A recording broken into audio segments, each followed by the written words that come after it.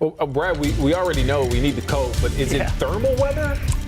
Getting pretty close to that, especially if you're going to spend time outside at night. I mean, if you're going to be going skating or going for like an evening walk or stroll, or if you're spending time in the car, though, at the Speedway, you don't have to worry about it. You got the heater in there. And I tell you what, it is a great, great event to go up there to the Speedway and check the lights out. Kind of cool to watch the cars going around there. This is always one of the highlights here in the Carolinas, going to check the lights out up at the Speedway. It is getting cold out there quickly. The temperatures falling pretty quickly here after sunset. Unlike last night where we dropped down and briefly touched the freezing mark for an hour or two, tonight this is a hard freeze and a deep freeze. 8 hours plus of below freezing temperatures. It is really cold air. You know it's cold when you see the Great Lakes like this because the water temperatures in the Great Lakes are in the 50s. I know they don't seem warm, but for this time of year, that's very warm water. So when Arctic air spills over the warm waters, you get these huge lake effect snow bands. In fact, sometimes you get thunder snow. This band right here in particular already dumping about 2 feet of snow in parts of northeast Ohio, northwest Pennsylvania, and western New York.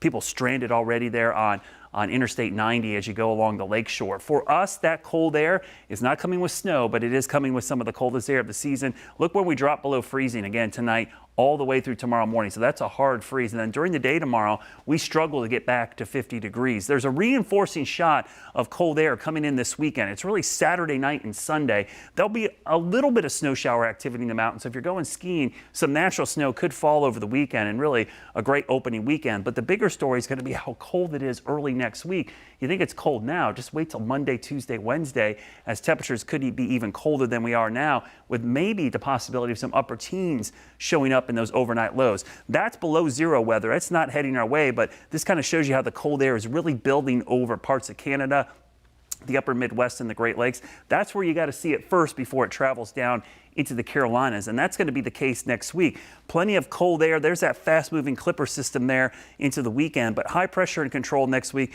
gives us the coldest air of the season early in the week, but then next weekend another surge will be heading our way. No moisture with it yet, but potentially even colder than what we're going to see this weekend. For this weekend, here's your hour by hour, starting each day in the low to mid 20s, only climbing up into the upper 40s to low 50s, a little milder on Sunday. If you're going to that Panthers game, remember, it's a late kick, so it's at 4 o'clock.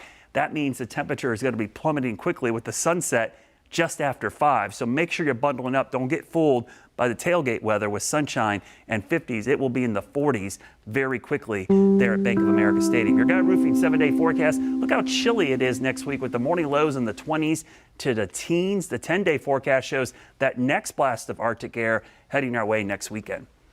Bank of America Stadium might turn into Lambeau Field on Sunday. I mean, it's a 4 o'clock game too. 1 o'clock it wouldn't be so bad. You'd be in the warmest part of the day, but 4 o'clock with the sunset at 5:10, it is going to be really cold for that second half. And we're playing a Florida team, so it's our advantage. Yes, come on up. I guess so. Okay. Thanks, Brad.